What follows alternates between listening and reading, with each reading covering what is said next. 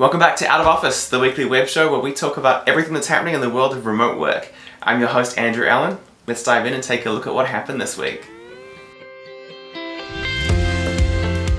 This week's top story comes from Bloomberg, who reported that European banks are currently using remote work as a competitive advantage to lure the top talent away from Wall Street. That's really bad news for the likes of Goldman Sachs, who were among the loudest voices this time last year, calling for their workers to completely abandon remote work and return to the office full-time.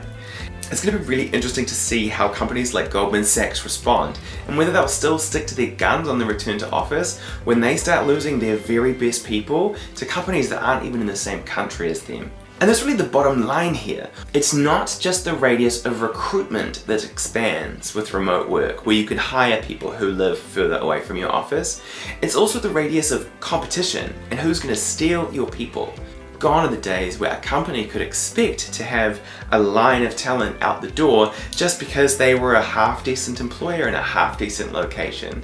No, these days, the best employers in the world are able to call on the best people no matter where they live. And that's really bad news for companies who are still living in the dark ages, putting their fingers in their ear and trying to behave as though remote work doesn't exist. Our second story this week comes from the Seattle Times, which reports that driving is no longer the dominant method for Seattle residents to get to the office. No, it's been completely displaced by no commute at all. More people in Seattle are now working from home than driving or using any other method of transportation. Now that's a pretty cool factoid, but where it starts to get really interesting is when you look at the knock-on effects for larger issues like pollution and the environment. So the average car in the United States emits 650 grams of CO2 per kilometer traveled. Now, when you multiply that by the average commute and the number of cars in any given city, what you're left with is a hefty pollution problem that cities around the world are facing.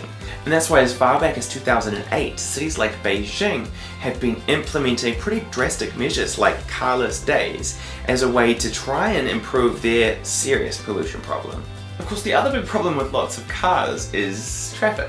Cities around the world, from Mumbai to Bucharest to Istanbul, are struggling with serious traffic issues as a result of just too many cars on the road.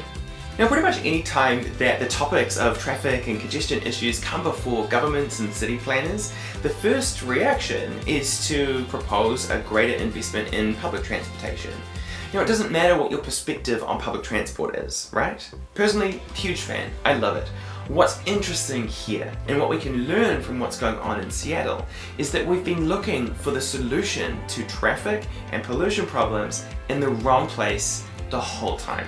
Instead of trying to improve the problem by making it a bit easier for people to get to work, we should be looking at eliminating the number one reason that people got into their cars in the first place. That's all we've got time for in this week's episode of Out of Office, but before you disappear, I would love to hear from you. Do you think that remote work is part of the solution for worldwide problems like pollution and traffic? Drop your opinion in the comments and I will personally reply to some of the best ones. Until then, I'm Andrew Allen, and I'll see you next week.